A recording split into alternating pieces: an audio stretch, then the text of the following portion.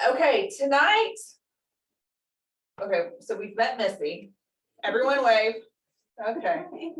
This is being recorded, by the way, for people who cannot be with us tonight, or maybe people who are taking shelter. I don't know. But we're going to start this evening with a 3-minute video that's an introduction to Missy's ministries there in Kampala, Uganda. Amani Sasa. And so we're going to hope that this video works well for us.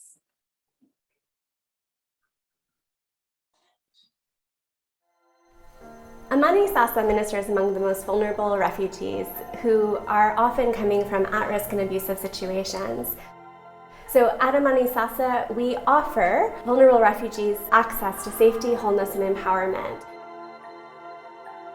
We want refugees to live into their full God-given potential and purpose. Amani Sasa has emergency services for refugees who are in crisis, but we don't want them to just survive the crisis, we want them to thrive.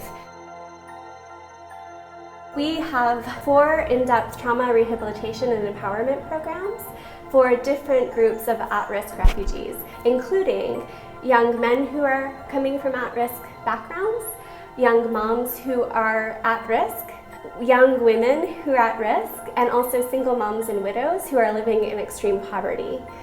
These programs offer refugees holistic opportunities, holistic access to counseling, to discipleship, vocational training, and it's amazing to see what God does through each of these programs to bring people coming from such dire situations into places where they are transformed. We want refugees who come to Amani Sasa to experience love, to know that they are loved by us, that they are loved by God, that God has a purpose for them. And I feel like really God loves me. He has taken me from that situation to this situation where I get people who love me and care for me. I feel like I'm special to God, yeah. Amani Sasa provided a lot, spiritually and physically.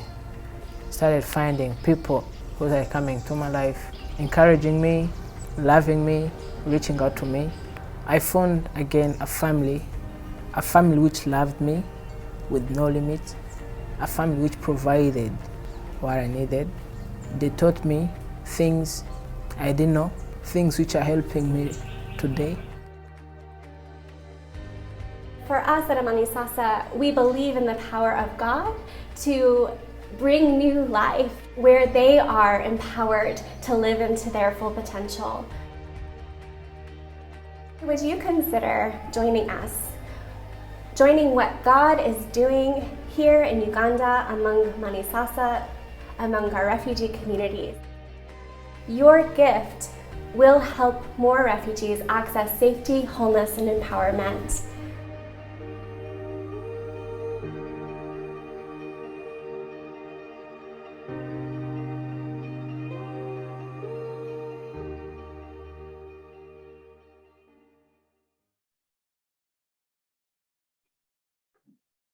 Back to us. Thank you. Thank you, Missy, on the video. Missy's going to share with us now from her heart. This is about the journey that God has taken her on throughout her young adult years, and one that I believe you seek to continue as, from this day forward. Yeah. Okay, yeah.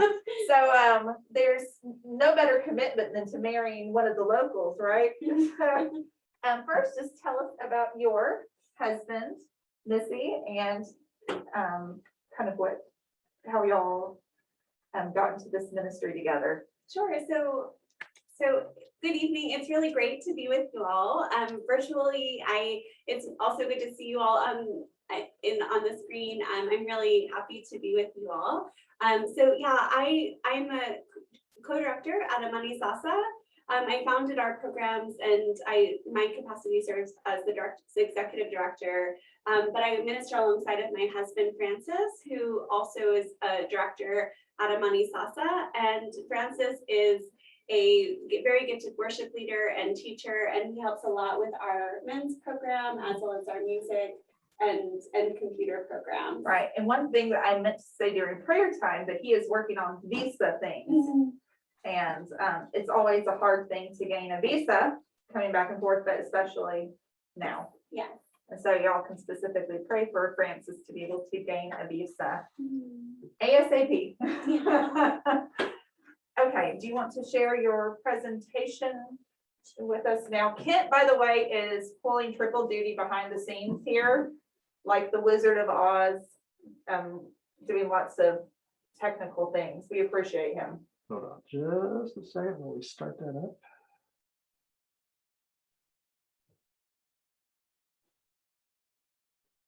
And then we're going to shift screens.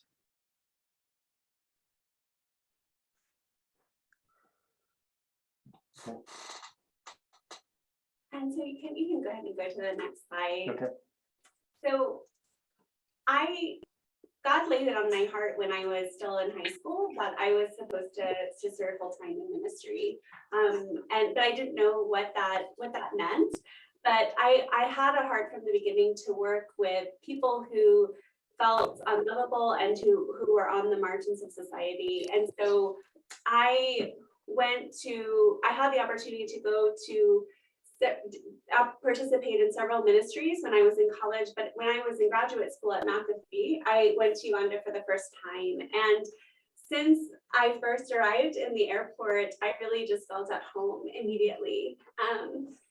And that year, that semester, as I continued to live there, I just was amazed at the culture and community in Uganda. And as I taught English and built relationships with my students, I just began to feel just a really strong burden, particularly for young women who were experiencing violence at home and who were not safe. And as I taught English, I realized that these students, they needed more than English or Bible study, they needed to be safe. I had one student in particular who you'll see on the screen. Her name is Claire. So Claire came to me one day after several weeks of teaching English with her. She came simply to ask for help. She had arrived as a young woman she's Rwandese. She had lived in Congo most of her life and arrived at the age of 18 years old alone. She didn't speak the language. She didn't have any money. She didn't have a place to go. She just came to Uganda to be safe, but she wasn't safe. Although Uganda wasn't experiencing war, she wasn't safe because she was very vulnerable to trafficking and exploitation. Fortunately, at that time, that day, a family invited her to live with them temporarily. But the day she came to me in class, she said, "Teacher, please help me. I need a place to go." And as her teacher, I wanted so much to help her. And I thought to myself, surely there must be an organization, there must be services for women in this situation. This is a city of 1.5 million people with 200,000 refugees, but there wasn't a place for her. And so God really laid it on my heart to begin a shelter for refugee women, which I had the opportunity to do 2 years later after I finished at McAfee. You can go to the next slide. So our ministry started in 2013 when I moved to Uganda, and we started from the ground up. Our ministry started to meet a gap for services among the most vulnerable then women in Kampala. But our ministry now works with women, children, and men. You can go to the next slide. So you might be wondering what Amani Sasa means. It actually means peace now in Swahili.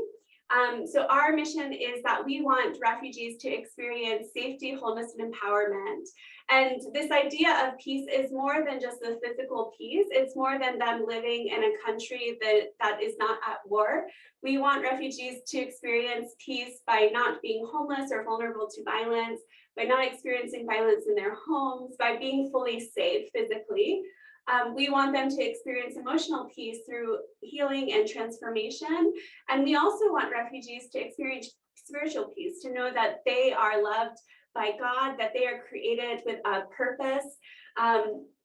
You can go to the next slide. So we offer refugees access to safety, wholeness, and empowerment because we want refugees to live into their full God-given purpose. We believe very strongly in that God has created every single purpose in God's image with a purpose. And so we want refugees to have the opportunity to live into their special purpose. And the photo that you'll see on the screen, the woman on the right, actually both of these women are shelter graduates. So they graduated from our women's shelter in 2015. And in the last few months, they've graduated from university and are really thriving, are passionate about serving other refugees within their community. In fact, the woman in the right in the previous photo, in this photo, she actually was homeless when she first came to Uganda. Her and her sister were homeless.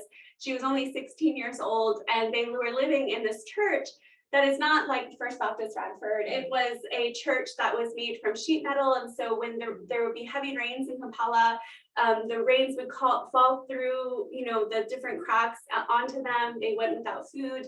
But Agnes has a passion for helping other women who are arriving in Kampala homeless. And so she still is a member of that church, and she ministers to these women as they come to her church. And in fact, several women who have lived in their church when they first arrived have graduated from our shelter. But it's beautiful to see how Agnes and Janine are living into their full God-given potential.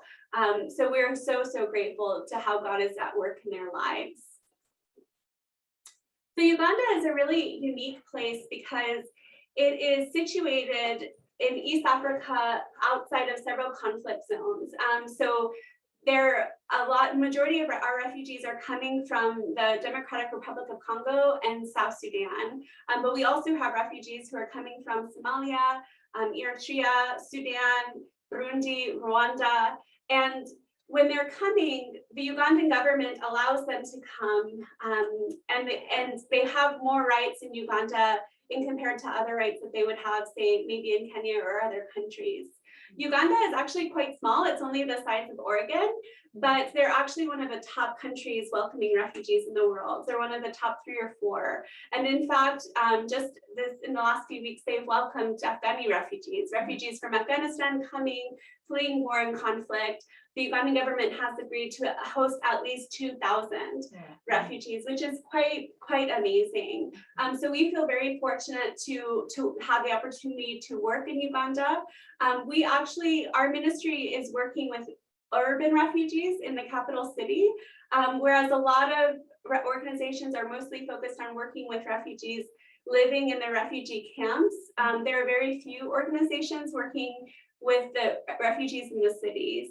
And so refugees in the cities do not have access to the same services that refugees in the camps do. Like, they don't receive food rations, they don't have housing. And so refugees will come maybe from their country to the camps, and there's not enough food. And so they migrate to the cities.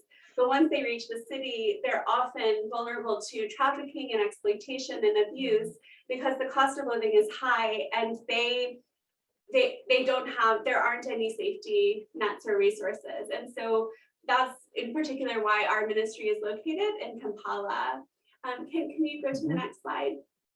So one of the greatest joys in my work and for me is seeing our people who have graduated from our programs then be empowered to not only live into their full purpose that God has given them, but also to share what they have learned with others. So for them to minister to other refugees, and it's really amazing. And so on our staff, we have 30 staff now who are Ugandan or are from refugee countries, and half of our staff now are program graduates. So it's really a joy to see how they minister among their community. And so I wanted to introduce you to one of our staff today.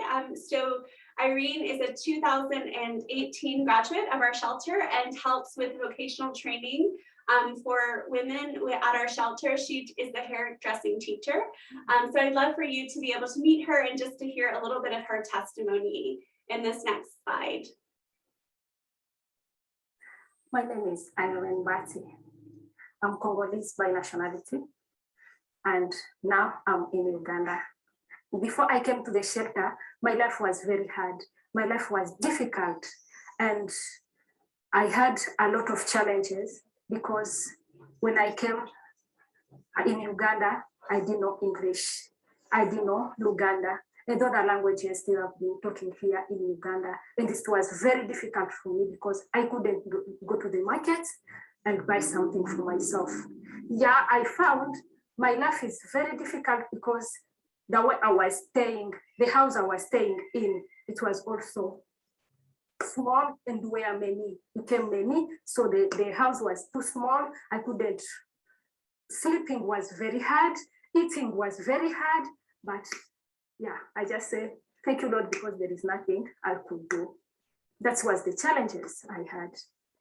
Coming to the shelter helped me a lot because from shelter, I managed to know English. I managed to know some life skills. I managed to know how to do something for myself. I learned how to work with my own hands. I could do something like hairdressing. They taught me how to plant hair. They taught me how to do business. They taught me how to work with a group of people. The shelter helped me in knowing how to stay with different cultures because I didn't know that there is like Sudanese, Congolese, Eritrean, Somalian can stay in one house and they connect together and they become friends. But I left shelter when I'm able to stay with all countries, all friends coming from any country, and it was so good for me. Counseling was so nice for me because with the counseling, I learned how to forget everything past, which was hard, which was very difficult. And they told me in counseling, I don't have to come with all baggage from behind me and carry it going to my future. I have to leave things behind and focus on what is in front of me. Yeah, with counseling, I learned how to forgive.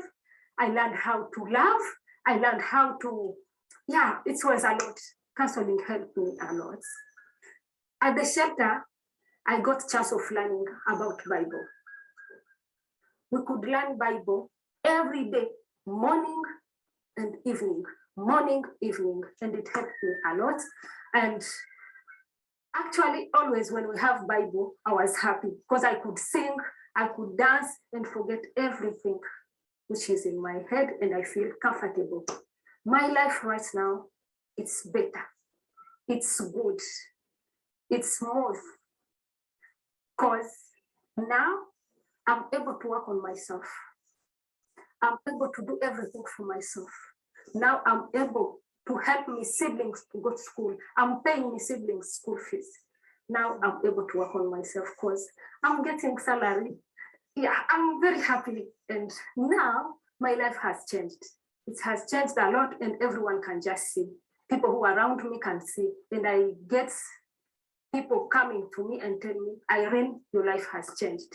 And I'm so grateful for this because the life changed through shelter and Amani Sasa. Because if it wasn't there, I couldn't do anything for these siblings. Our partner, thank you so much for what you have done in my life, because you have changed my life.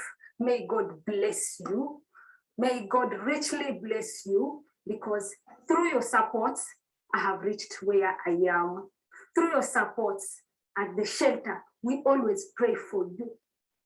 To let God come in your life, bring whatever you don't have, bring whatever you need in your life.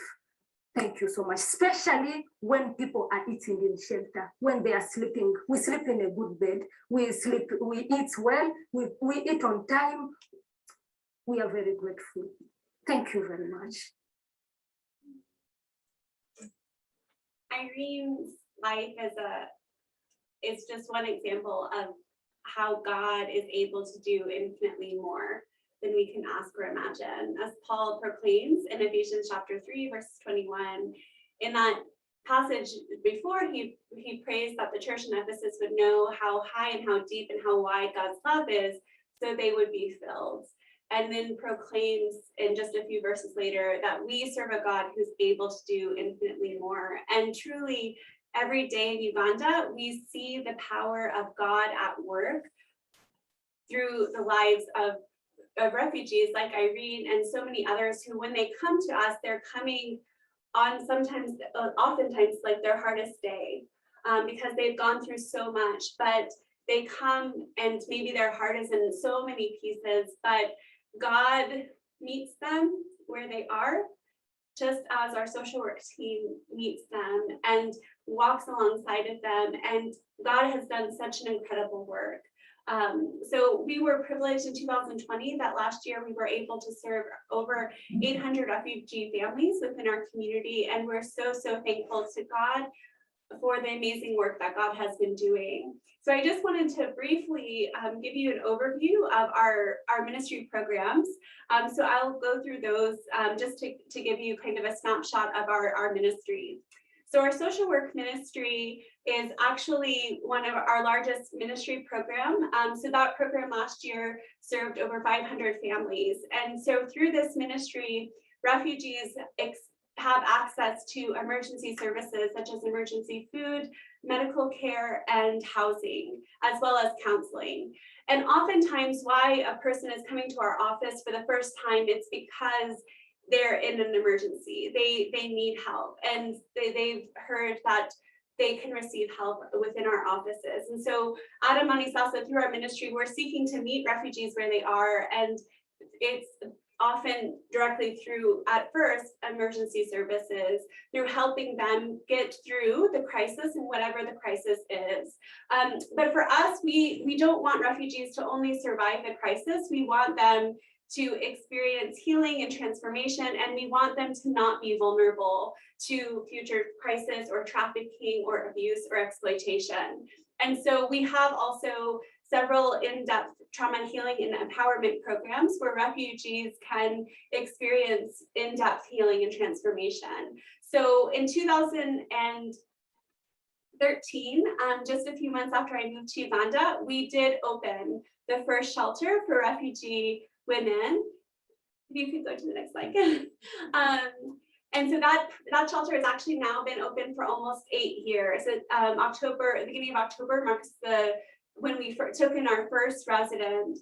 And it's just amazing how God has moved and worked through the lives of our women's shelter graduates, like Irene, who is one of our graduates. And so this program is designed to provide in-depth care to women who have been through, and girls and children who have been through severe trauma, abuse, exploitation, trafficking, and it's there to provide not only safe housing, but medical care, counseling, discipleship, vocational training, leadership training, business training. It's a really intensive 4 to 6 month program. So it's designed to meet them where they are, to take them through this process of healing and empowerment, so that when they leave the shelter, when they graduate, they are stable emotionally. They know deep within them that God loves them and that God has a purpose for their life. They have a plan.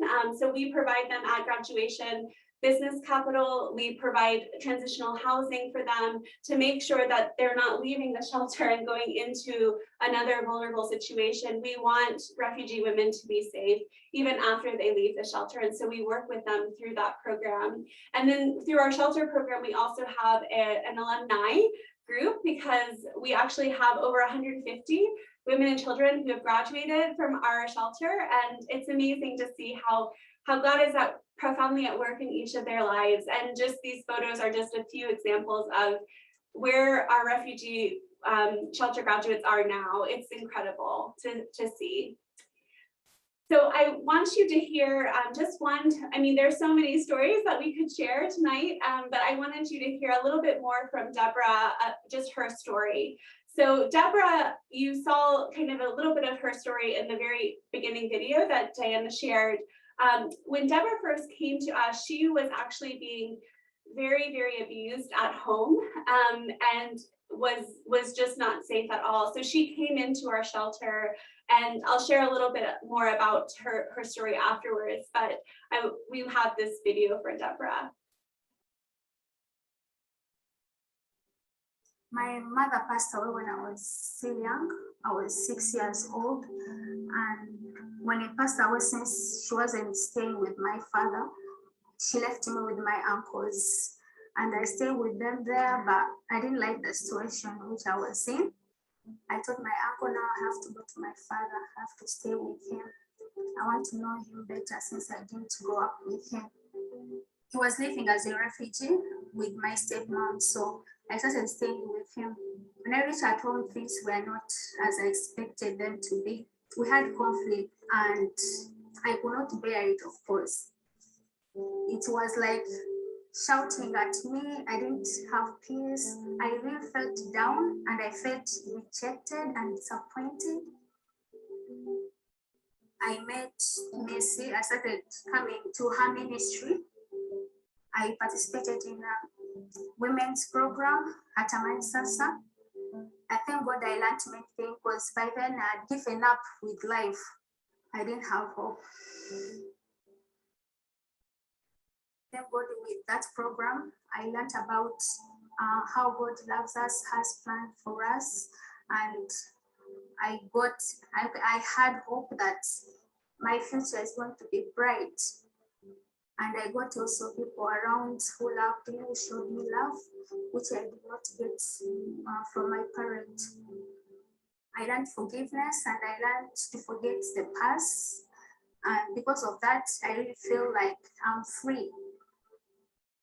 I did my exams last year and finished high school and graduated. So now I'm looking forward to joining university this year or next year. I used to be this girl who used to think that I'm nothing, I'm useless, like I don't have hope. And that the situation I was in, it was who I meant to be. I feel like really God loves me. He has taken me from that situation to this situation where I get people who love me and care for me. I feel like I'm special to God, yeah.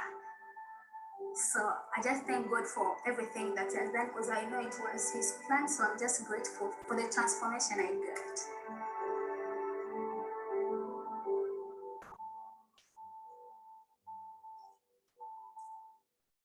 It's really so amazing to see how God has been at work in Deborah's life. She graduated from the shelter in 2015, and because she was a minor, she stayed at the shelter a longer time, and we then sent her to a boarding school in Kampala. And Deborah, when she first entered school, she was failing. She hadn't been into school in 3 years, and in the school that she studied in her country studied in French. And so she was really struggling her first few years in school. But Deborah has this amazing resilience, and she has this amazing resilience, and she just did not give up and kept going. And she graduated from high school at the top of her class and actually got a scholarship to the MasterCard Foundation. So this is after she got this news after this video was made, but she's now started at Macquarie University, which is a top university in Kampala, and is studying social work. And her passion is to be able to help other refugee women who have gone through something similar that she has. And I loved in this video that she highlights that she now knows that she is special to God. And that's something that all of us need in our lives, to know how beloved we are, how special and loved we are to God. And it is such a joy and beautiful to see that Deborah knows now that she is special to God, and to see her living into her purpose and is just amazing. It's so amazing. So it's incredible to see how God has been at work through the shelter program.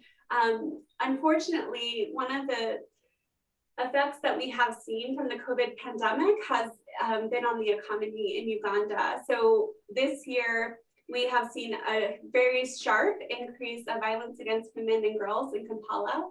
And our shelter, our women's shelter, actually from February until about June of this year was completely full. And we were receiving calls every single week from partnering organizations or churches saying, you know, we have this woman in this situation, can you take her? She needs the shelter. And we couldn't because we didn't have space. And so God laid it on our hearts and made it really clear that it was time to expand the shelter. And God provided. And so in June of this year, we actually moved to a new space, which is the space on the right in the photo.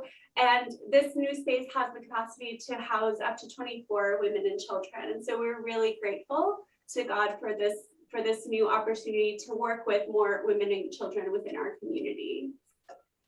So another program at Amani Sasa is our Young Moms Ministry. This ministry program started in 2019, and the purpose of the program is to walk alongside of young moms, usually between the ages of 16 and 25, although this year we've seen young women as young as, unfortunately, 13 or 14 come to our office seeking services. But this program is designed to provide a safe place for these moms to come and to have care during the pregnancy. So we provide them prenatal care, safe access to a safe delivery. We provide counseling and walk with them through this prenatal stage. And then in the postnatal stage, we invite them as a cohort with other moms who are new with very young babies, and they go through this process of healing and transformation together. So they get access to discipleship and vocational training and counseling and group therapy and music therapy, and they go through this process over this 4 to 6 month period. So with starting the Young Moms program, we've also have started a nursery program for babies. So we started the nursery program 2 years ago, and this nursery has the capacity to have up to 10 children. So we have children actually in our nursery as young as sometimes like 3 weeks old, up to about 4 years old. And so these children, through this nursery program, they're able to access 3 meals a day. So we send them home with porridge for dinner. They also are able to play. They're able to be fully safe as their moms go through the different services that they need. And this was a needed addition for our ministry with working with moms, because with these moms who are coming from the situations they're coming from, they weren't having support, they were alone. And so there wasn't anyone to take care of their babies. And so we're grateful to God's provision for this nursery program. And it's a beautiful, really beautiful to see how God is at work within it. Our ministry also works now with young men.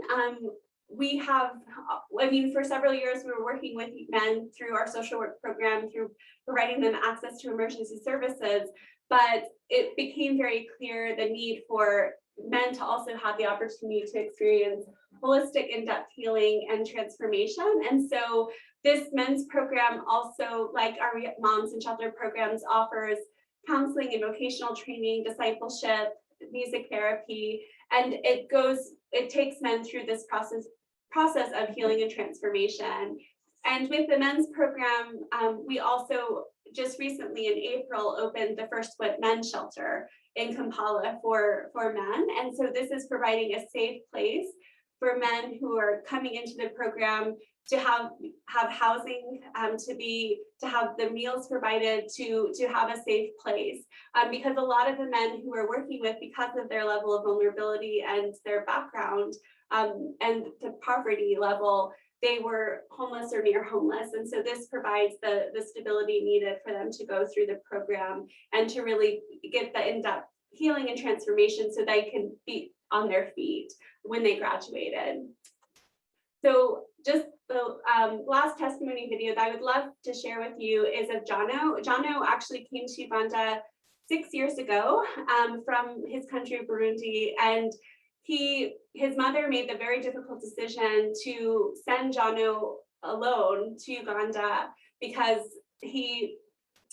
soldiers had come to his school and fired gunshots. And so his mother just realized he was not going to be safe there, and she sent him to Uganda.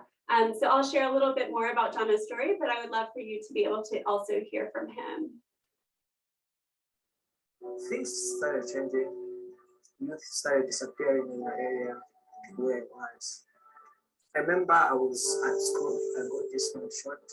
Mom came around and she just told me, "You're going with this gentleman." Since then, I didn't understand why Mom didn't come with me, and she knew things were bad. She left me, and I could see the pain in her eyes. All I wanted was to survive. I guess I was just lucky because so many people on the same time with me, so many people failed and just seeking for refuge and safety. Before I knew it, I was in Uganda, Kampala, and things were not easy. I was on my own. I didn't know how tomorrow evening would look like. And me, I wanted someone to help me, just no one was there. So after that, guys came around, they told me there was some program, government's program. So I joined, it was group therapy. I can say what used to take me there sometimes was the tea and and donuts used to eat after or during the group therapy session. Why I kept on coming back was, I connected so much with different people, and I just liked it. It's what I've been wanting to have before, and I didn't have it. And the love around, meant a lot to me. That really kept me around. At Amani Sustenance Ministry, it's when I actually realized, and I got to know God answers. He hears, and I didn't want to pray, but they used to give me the confidence, just talk to God, He will answer because He hears. So like everything which happened, God knew. That gave me courage and more confidence to believe in myself. Amani Sasa provided a lot, spiritually and physically. Started finding people who are coming to my life, encouraging me, loving me, reaching out to me. I found again a family which loved me with no limit, a family which provided what I needed. They taught me things I didn't know, things which are helping me today. There is hope. Because I'm speaking out of experience. I really want to serve the Lord. There is nothing greater than this.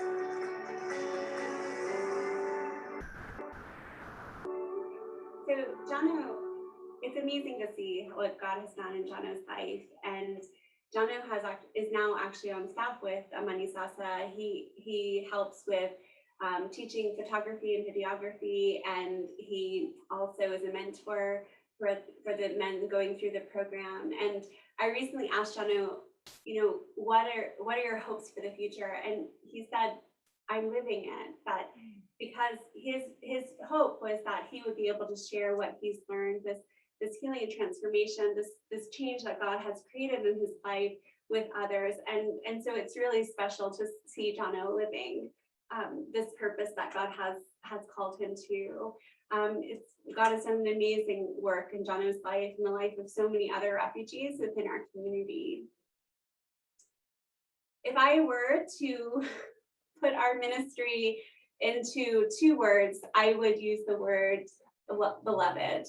That's really the heart of our ministry, is we want refugees to experience this biblical idea of peace, this biblical shalom or wholeness. We want refugees to know that they are beloved to God. They are created with a purpose. They're loved by God, and we know that God is able to heal and transform in ways that we cannot even begin to imagine. And we've been a firsthand witness to that in Uganda, and it's incredible to see. And it's really such a joy to be there and to just see the amazing work that God is doing. And so these two words in Swahili, it's karibu and penda. So we would say, welcome, beloved. We welcome God's beloved children as they go through the process of healing and transformation in Uganda. So there are some ways that you all can connect with our ministries. One is through giving through the offering for global missions through CBF. The offering for global missions actually supports my salary and presence in Uganda. You also can partner directly with our ministry through joining our ministry support team. And we also ask for your prayers. You know, oftentimes as we're meeting refugees on some of the most difficult days of their lives, we as a ministry team, what we are able to offer them is not all that they need. We know that what our part is only a portion of what God's part is. And so we would ask for your continued prayers for God's provision for healing and transformation of refugees within our community, and particularly right now during this, we were just under a lockdown for a few months in Uganda, and this post-lockdown period this year as well as last year, we've seen a huge increase of emergency needs within our refugee families, because during the lockdown, refugee families weren't allowed to work. They weren't, and if they couldn't work, they didn't have a safety net of savings, and so they didn't have food. And so we are seeing a huge influx of emergency needs within our refugee communities. And so we would ask for your prayers, particularly for those families and for God's provision. And then also another way that you can be involved is to visit. We have a couple of immersion teams that come and visit us each year, and we would welcome members of First Baptist Radford to come and join us. And so it's been really wonderful to be with you all tonight. It's weird to not see you in person because I miss seeing you in person, but I'm grateful to have the opportunity. And one last thing that I just wanted to share is of just a song that is from our community. So this song is called Niwe. It's actually in Swahili, and in Swahili it means it's you. And this song is sung in a music therapy session by our shelter residents. Actually, they're just recent shelter graduates. And I just would love for you all to have the opportunity to hear this song, and also that I pray that God would touch your hearts as well, that you would, through this song, that God would touch your hearts and that you would know and experience God's love and God's hope in a new way today.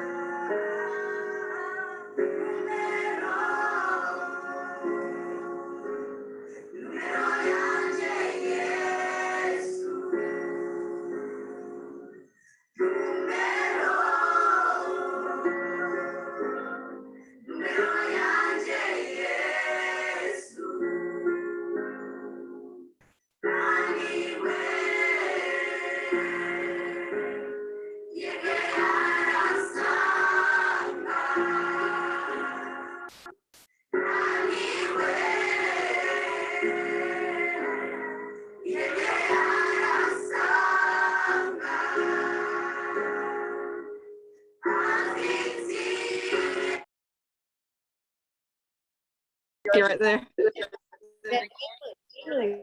There they are. Okay. That's great, Marianne. Yeah, we kind of kept the conversation going while you all were coming back to us. So, yeah, welcome back. Okay, yeah. Okay, so, okay, we just watched the song from, so that was part of the music therapy program. And your husband heads that up, right? Yeah, so our music therapy program actually started, so Francis started doing music with refugees about 6 or 7 years ago. He was originally an elementary music teacher. Oh. And during the summer, the first summers, he was teaching refugees. He did like these special music camps for refugees, and was just really touched at how God touched the lives of refugees through music. And even at that time, he was leading worship once a week with our refugee community as we did Bible study. And it's just really sweet how God has opened this door now to have these full-time, all of our full-time program participants go through music therapy. And God uses music therapy to touch their hearts in a way that other things just can't. Just as music can just touch our hearts, like directly to our soul, that where other things are not able to. So it's beautiful to see. This was a question that came up when I was hearing about the different residents going through the counseling program. There's often a culture in the United States where people don't believe counseling is like not for them, or just pray it off, etc. How do the Ugandan and people and other refugees, how do they react to the idea of counseling the first time? So oftentimes it depends on the culture that they're coming from. I would say generally Ugandans and our Congolese refugees are very open to counseling, whereas our Sudanese and our Somali and Eritrean participants it's much harder for them. And I think there are a lot of cultural dynamics. So that's why for our ministry program, we try to be so holistic, because it's really, I mean, no person is the same. And no culture is the same. And so it does that, the view of counseling can vary depending on the culture and the person and their experience. Right. Okay. Yeah, that was something that came to my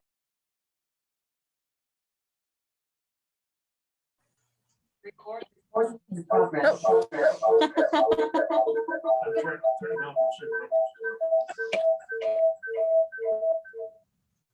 Okay. We just heard from God. I thought I just saw someone trying to ask a question. One second. Martha, can you see the microphone? Click the microphone. Where's that on the iPad? On the bottom left? I always have a hard time. I think it's on the bottom left. I'll go. Okay, are people getting vaccines for the COVID? Yeah, Martha, that's a great question. Unfortunately, there's only 3% of the population of Uganda has access to the vaccine right now. They're just not enough in the country. But I know the government has really been trying to help people get access to the vaccine. And actually the people who have had the top priority from the government have been people who are above a certain age. I think it's above 60, and people who are teachers and medical care workers. And also they sorry. It's okay. They've really been kids who are eligible. They're also trying to reopen schools fully. Well, I'm out of power. Anything else? I would just like to point out, we've heard the word refugee several times this evening, which is the same word we've heard in the news a lot this week. And we've seen a really human picture painted, and that we're often scared of the unknown. Y'all lean into that, into the unknown. And whereas people are fearful of refugees, sometimes what would be a sentence or two you would describe? Refugees really, they're not scary or dangerous. They're really, I would say, for a person to be a refugee, they have been through so much in their lives. They've been through war and conflict and persecution, and have left their country, not by choice, but because they've had to save their own lives. Like they to be safe, they have to leave their country. And for a person, when they are a refugee, to arrive in a country that is not their home country, that they don't know of anyone, that they, it's a different foods, different culture, different money, different, I think the most important thing that they need is actually to be welcomed, and to experience love. And I think as Christians, we have a very unique opportunity to welcome refugees, and to minister among refugees, because they are hurting when they come, and for them to come in this vulnerable state where they're hurting, and for them to be welcomed, will make a huge lifelong impact on them. One of our families that we worked with in Uganda, they actually came to the US 2 years ago, and I was in the US at the time, but I didn't know that they arrived. And so when they arrived, they got connected to an agency, and they moved into this apartment, and 1 week later, they ran out of food, and they didn't have food for almost 4 days in the United States, in Atlanta, because there was something that happened within the agency, I'm not sure. So I got a call from one of our social workers in Uganda, and she said, this family is there and they don't have any food. And we, with a partner church, we were able to send them food immediately, because those church members responded, because they wanted to welcome this family. And so I think for me, I think that's a really important story to share, because I think it's very easy to assume that agencies are doing, they're really doing the best that they can with the limited funding that they can, but for a refugee family or a person to be welcomed and to be loved and to really be embraced at a time where they are coming and they're hurting and they're vulnerable, the impact is immeasurable to that person, and even to that family who our friends brought food to that day, because I was out. I couldn't get to Atlanta in time. That makes the biggest difference to them. That person was the hands and feet of Christ to them that day. And I do believe that as Christians, we have this unique opportunity, wherever we are in our world, to be able to welcome refugees. the people in the hallway out there, they actually just contacted they've actually decided to open up their home and welcome refugees. Oh, that's so wonderful. Yeah, Thank that's you. It's a. I have been to Tanzania. That's wonderful. It's a very special experience. Yeah. Well, everyone, it's been a unique night. I got a question for you. Yes. Or not really a question, but what you pointed out makes it abundantly clear that communication and follow through are tremendously important. When somebody leaves Uganda and goes anywhere else, that you have any kind of an organization that can touch base with them, or that they can touch base with. Yeah. And we were really fortunate that we had churches in the area that were partners that they responded immediately. Right. Yeah. Well, thank you, Missy, for being with us. And we survived the tornado, everyone. And the rain that shut down the internet twice, which is more of the problem for us. Everyone, I encourage you, I hope you got some prayer cards Sunday. If you didn't, we can arrange for you to get some of those. You can put them on your fridge. And just specifically remember to pray for Amani Sasa. and look up the website and the Facebook, whichever ways you like to connect, and you will just continue, if you're like me, you'll continue to be amazed and encouraged by the good work that Missy and Francis are doing. Thank you, everyone. Stay safe. Hopefully it's just rain from here on out. Bye.